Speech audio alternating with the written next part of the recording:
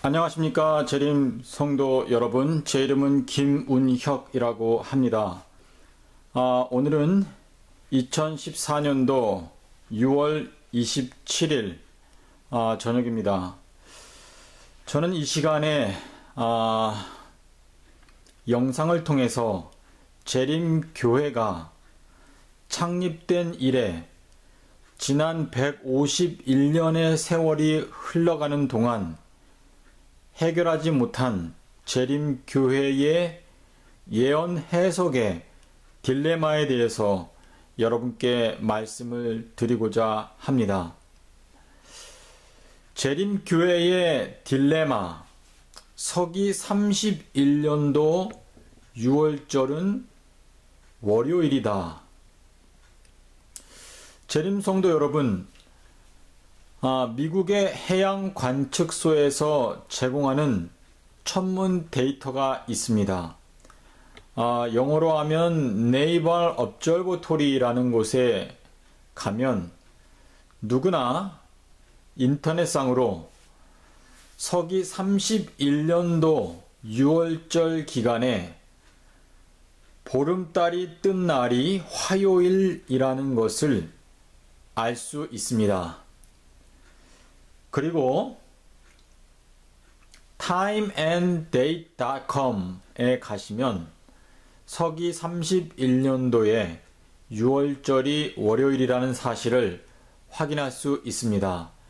6월절은 유대력으로 니산월 14일입니다. 재림성도 여러분, 재림교회는 지난 151년의 세월이 흘러가는 동안 예수님께서 서기 31년도에 돌아가셨다고 가르쳐 왔고 그렇게 배워왔습니다. 그런데 이 말세에 지식이 증가하고 누구나 손안에 컴퓨터, 스마트폰을 갖고 다니는 이 마지막 시대에 서기 31년도의 6월절이 월요일이라고 하는 사실은 누구나 쉽게 실시간으로 확인할 수 있습니다. 재림성도 여러분, 왜 이러한 재림교회의 예언 해석에 딜레마가 생기게 된 것일까요? 저는 그 이유를 이 영상을 통해서 살펴보고 설명드리고자 합니다. 우리가 알다시피 윌리엄 밀러의 재림운동 당시에 두 번의 큰 실망이 있었습니다. 그 실망이 첫 번째 실망을 먼저 살펴보겠습니다. 첫 번째 실망은 1843년도 봄으로 거슬러 올라가는데요. 윌리엄 밀러가 재림운동을 할 때에 1843년도 봄을 예수 그리스도께서 다시 오시는 재림의 날로 시간을 잡고 재림운동을 시작하였습니다. 1843년이라는 숫자가 나온 것은 AD와 BC 사이에 0년이 없다는 사실을 윌리엄 밀러가 이때는 알지 못했습니다. 그래서 1843이라는 숫자가 나온 것이고, 봄으로 잡은 것은 에스라 7장에 가시면 에스라 7장 9절에 아닥사스다 왕이 에스라에게 예루살렘으로 올라가라는 명령을 내렸고, 에스라는 1월 1일, 니산월 1일, 다시 말해서 봄에 예루살렘을 향해서 바벨론에서 출발을 하였습니다. 그래서 윌리엄 밀러는 1월 1일부터 2300주야를 계산해서 1843년 봄이라는 계산이 나왔습니다. 그런데 봄이 지나도 예수님께서 오시지 않았을 때에 사람들이 그 기산점을 봄에서 가을로 옮기는 일이 있었습니다. 이때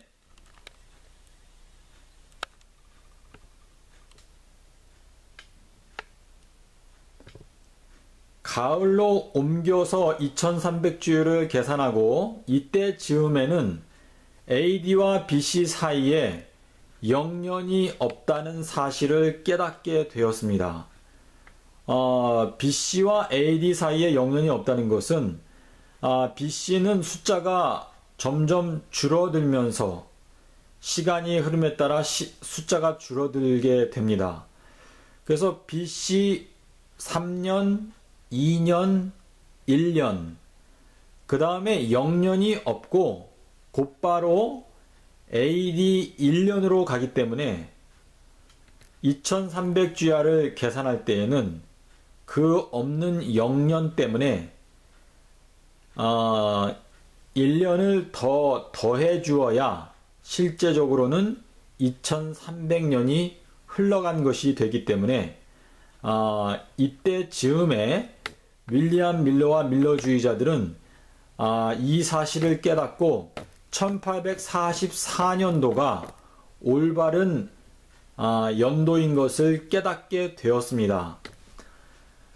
이때에 그 대속죄일은 가을에 속한 절기라는 생각을 사람들이 하게 되었고, 그렇다면 예수님의 재림은 그 가을에 속한 절기, 그 대속죄일 날에 오시지 않을까 해서 1844년 가을 10월 22일로 재림의 날짜를 잡게 되었습니다. 그런데 이 기산점을 원래 계산했던 대로 1457년 봄으로 그 기산점을 잡게 되면 2300주야가 지난 후에는 1844년 가을이 아니라 봄이 되는데, 봄부터 가을까지는 6개월의 시간적 차이가 있습니다.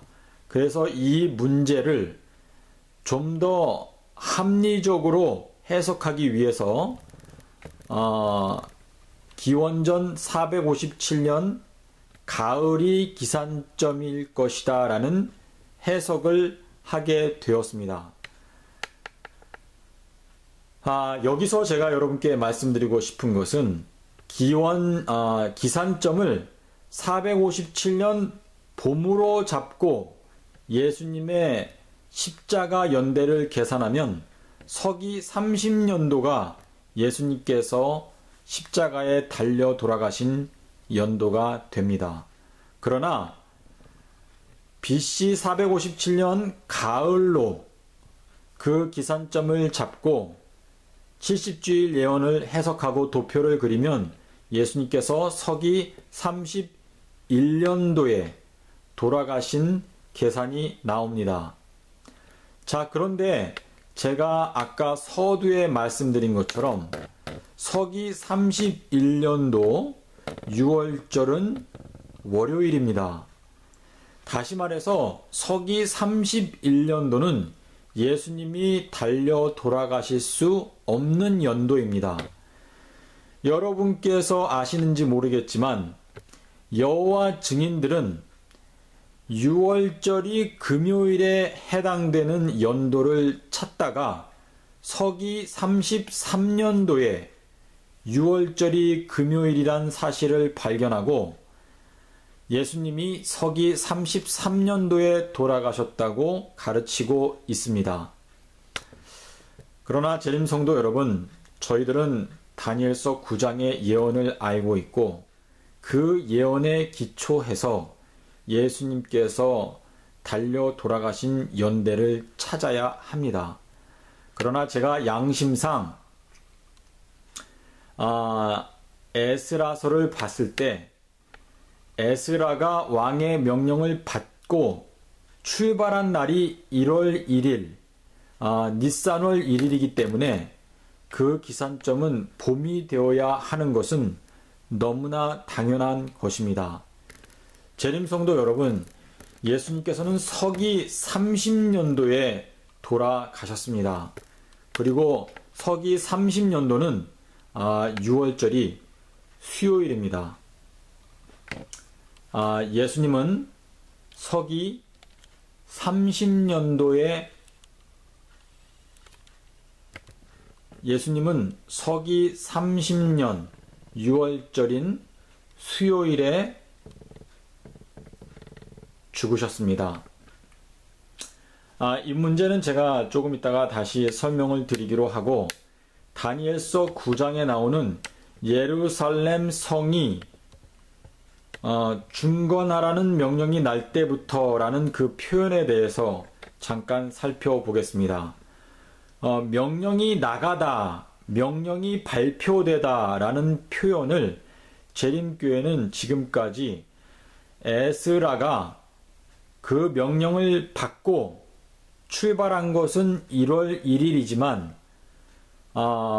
그 예루살렘에 도착한 후에 가을쯤에 아마 그 자신의 일을 시작했을 것이다. 그래서 그때가 기산점일 것이다 라는 그냥 추상적인 예언 해석을 하고 있습니다. 그런데 여기 다니엘서 9장 23절과 25절에 명령이 나간다라는 표현이 2번 나옵니다. 23절은 하나님께서 가브리엘에게 명령을 내렸고 가브리엘은 다니엘에게 갔습니다. 근데 가브리엘이 다니엘에게 도착해서 한 말이 23절에 나옵니다. 다니엘아, 너가 기도를 시작할 즈음에 명령이 내렸으므로 내가 이 저녁 제사를 드리는 시간쯤에 날아와서 너에게 도착했다라고 말합니다. 가브리엘이 말하는 것은 명령이 내린 시점은 다니엘이 기도를 시작할 즈음에 명령이 내렸다. 그 명령이 내렸다라는 표현을 쓰면서 다니엘이 기도를 시작할 즈음에 명령이 내렸고 그 명령에 따라 가브리엘은 날아서 저녁 제사 드리는 시간에 도착했다라고 말합니다. 그러면 아닥사스다 왕이 에스라에게 명령을 내렸습니다. 그럼 그 명령을 내린 시점은 언제일까요? 당연히 에스라가 출발할 때입니다. 가브리엘이 하나님의 명령을 받고 바로 출발했는데 그 명령을 받은 시점이 다니엘이 기도를 시작할 때에 명령이 내렸고 가브리엘이 다니엘에게 도착한 때는 저녁 제사 드리는 시간쯤에 도착했다라고 말합니다. 그러므로 아닥사스다 왕이 에스라에게 명령을 내린 시점은 바로 에스라가 출발할 때 그 시점을 말하는 것입니다. 에스라는 니산월 1일에 출발했고 예루살렘에는 5월 1일에 도착했습니다. 그러므로 여러분께서 이 문제를 상고해 보시면 예수님께서 돌아가신 연대는 서기 30년이 되어야 하고 서기 30년도에는 6월절이 수요일이란 사실을 깨닫게 되는 것입니다. 제가 여기서 또 한 가지 여러분께 말씀드리고 싶은 것이 있습니다.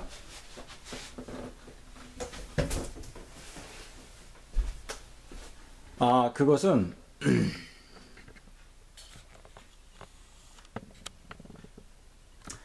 예수님께서 달려 돌아가신 순환 주간에 관한 것인데요. 한번 살펴보도록 하겠습니다.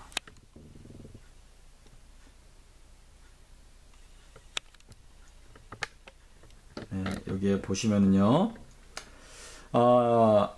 여기에서 14일날 서기 30년도의 달력인데요. 니산월 14일은 수요일이었습니다.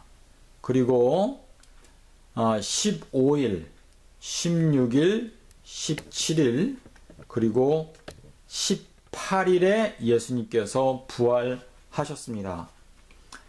자, 그러면 마가와 요한의 표현을 볼 것 같으면 마가 같은 경우는 3일 후에 부활하겠다라고 예수님께서 말씀하셨습니다. 이 3일 후라고 하는 것은 3일이 완전히 지나간 후를 말합니다. completion of 3 days, after completion of 3 days. 그래서 무덤 속에서 15일, 16일, 17일, 3일이 완전히 지나간 후에 예수님은 18일이 시작되는 시간에 부활하셨습니다. 요한의 경우는 어떻습니까? 요한은 이 성전을 헐라 내가 3일 동안에 일으키리라 말씀을 하셨습니다. 그래서 요한의 말대로 예수님께서는 그분의 성전 대신 육체를 목요일, 금요일, 토요일 이렇게 3일이 지나는 동안 다시 세우시고 일요일이 시작되는 때에 부활하셨습니다. 마태와 누가는 내가 제3일에 부활하리라 말씀을 하셨습니다. 이 말씀은 안식일을 중심으로 예수님께서 말씀하신 것인데 순환주간 속에 나타나 있는 안식일은 큰 안식일, 하이 세버스입니다. 그래서 그 하이 세버스 큰 안식일이 순환주간에는 목요일이었습니다. 왜냐하면 아비벌 15일이 목요일에 해당되었기 때문입니다. 그래서 목요일이 큰 안식일이고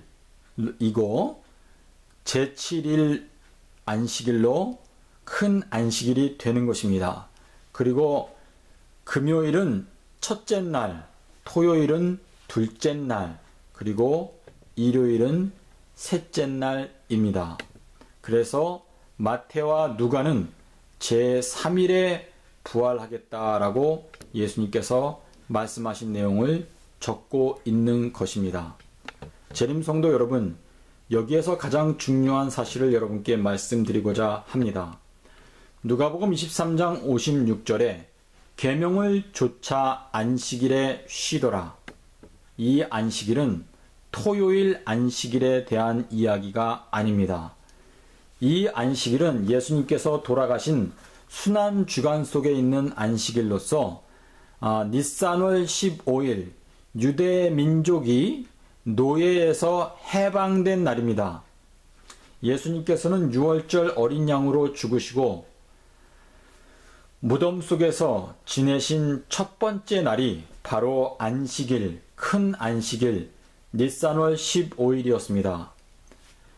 계시록에 보는 말씀, 하나님의 계명과 예수 믿음을 지키는 자들, 성도들의 참된 특성이 여기에 나와 있습니다. 재림성도 여러분, 니산월 15일 절기에 속해 있는 안식일이 폐해졌다는 가르침을 받으셨습니까? 그 말은 거짓말입니다. 예수님께서 수요일에 돌아가셨다는 그 한 가지 사실 속에 절기 안식일이 예수님의 십자가로 말미암아 폐해졌다고 하는 것은 거짓말이라고 하는 사실을 우리가 깨닫게 되는 것입니다. 고린도전서 5장 8절, 그리고 사도행전 18장 21절 흠정역, 그리고 예수님께서 왜 오순절 큰 안식일에 제자들을 다락방에 모이라고 명령하셨는지, 그리고 사도 바울이 예수님이 승천하신 후에 서기 58년경에 이방인들과 함께 왜 유월절을 지켰는지 그 이유를 여러분께서 곰곰이 생각해 보시고 예수님의 십자가의 보혈의 피로 세우신 안식일을 재건하시는 여러분이 되시기를 바랍니다. 감사합니다.